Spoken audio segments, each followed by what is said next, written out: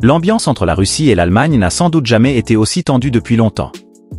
Depuis l'invasion russe de l'Ukraine, les relations sont gelées et un groupe en particulier est pris entre deux feux.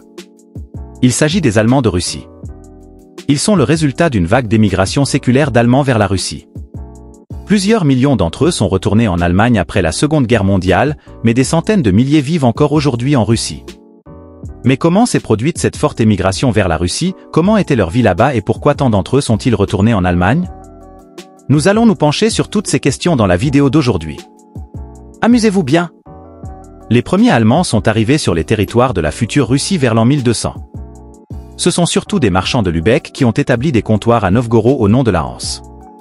Quelques siècles plus tard, des soldats allemands du génie ont aidé le grand prince russe Ivan le Terrible à conquérir de vastes territoires des Tartares sur la Volga, ouvrant ainsi la voie à la Russie jusqu'en Sibérie. Grâce à cela, les Allemands étaient très appréciés à Moscou et l'immigration de spécialistes allemands était encouragée. Ce n'est qu'au XVIIe siècle que certains tsars ont mis en œuvre un cours de russification, raison pour laquelle tous les étrangers ont été cantonnés au-delà des limites de la ville de Moscou, dans un quartier séparé. Bien que les Allemands ne représentaient qu'une petite partie de tous les étrangers à Moscou, ce quartier était appelé la banlieue allemande ou les Nouveaux Allemands. À l'époque, les Russes désignaient tous les Européens de l'Ouest qui ne parlaient pas russe comme des Nemsi, c'est-à-dire des Allemands. La majorité des Allemands se sont toutefois installés en Russie au XVIIIe siècle, à l'époque de Catherine la Grande. La famille du tsar se tournait de plus en plus vers l'Europe et il y eut un mélange avec les autres familles nobles européennes. C'est ainsi qu'avec Catherine la Grande, c'est une femme née en Allemagne qui est montée sur le trône de Russie. Et celle-ci a encouragé comme aucune autre l'immigration des citoyens de sa patrie vers la Russie. L'objectif était avant tout de peupler les régions extrêmement peu peuplées en dehors des grandes villes russes afin de les protéger des invasions. Et les rapatriés ont été attirés par de grands privilèges. Ainsi, il faisait entre autres la promotion de l'exemption d'impôts pendant 30 ans, de l'exemption du service militaire, de la liberté de religion et l'allemand était toléré comme langue administrative communale. Et cette offre semblait être pour de nombreux Allemands la meilleure issue à leur vie modeste dans une Europe centrale ravagée par la guerre. Ainsi, dès les premières années, plus de 30 000 Allemands, notamment de la région rhénane, du nord de la Bavière et de la Hesse, ont pris le long chemin vers la Russie. Rien qu'au cours de ce difficile voyage, des milliers de personnes ont déjà perdu la vie. Et à l'arrivée, beaucoup ont compris que le paradis promis ne les attendait pas. Ils n'avaient pas le droit de s'installer dans les villes et étaient envoyés dans des zones rurales lointaines de la région de la Volga. Les artisans ne pouvaient pas continuer à exercer leur métier, mais devaient travailler comme paysans. Mais même pour les paysans qualifiés, cela s'avérait très difficile, car les conditions du sol et de la terre étaient totalement différentes de celles de leur pays d'origine. Ainsi, de nombreux Allemands n'ont pas survécu aux rigueurs et aux hivers froids et des milliers d'autres rapatriés ont perdu la vie au cours des premières années.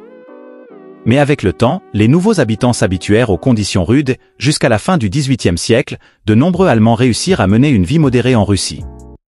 Et après que les premiers rapatriés eurent posé la première pierre, de plus en plus d'Allemands partirent enfin à l'étranger, à la recherche d'une nouvelle vie. Le nombre d'Allemands est ainsi passé à 60 000 en 1815 et à 165 000 en 1850. Entre-temps, ils ont également été autorisés à s'installer ailleurs, si bien que des colonies de rapatriés allemands ont vu le jour dans de nombreuses régions de Russie. Des villes comme Josefstal, Albstadt et Schönfeld ont vu le jour.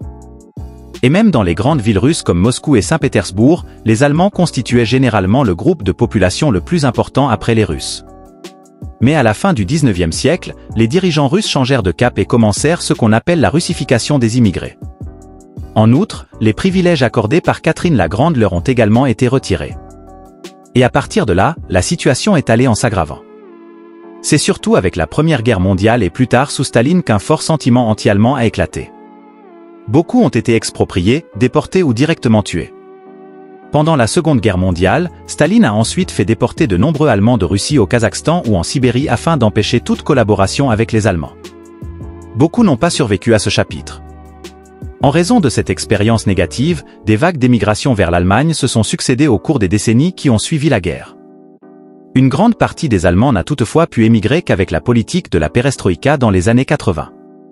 De 1987 à aujourd'hui, cela représente environ 2,4 millions de personnes, appelées spatosiedlés. Néanmoins, certains sont restés en Russie. Lors du dernier recensement de la population russe, les Allemands étaient toujours recensés avec une population de 400 000 personnes, ce qui représente toujours une minorité considérable.